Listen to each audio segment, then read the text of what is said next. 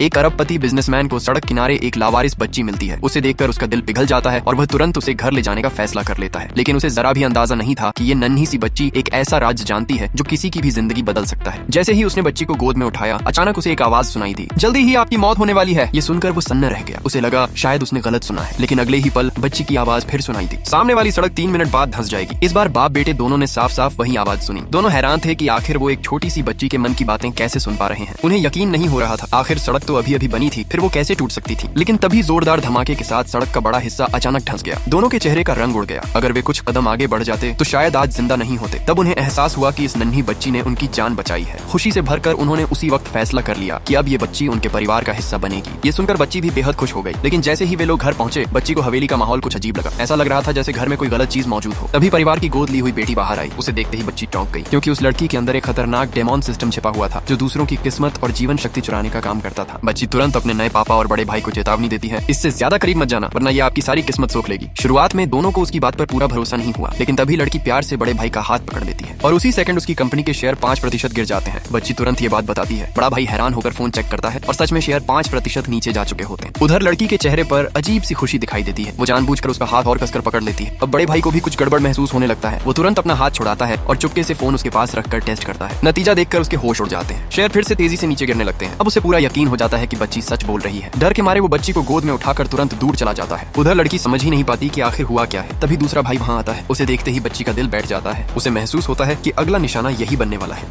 Part 2 के लिए comment करें और ऐसे वीडियो के लिए सब्सक्राइब करें।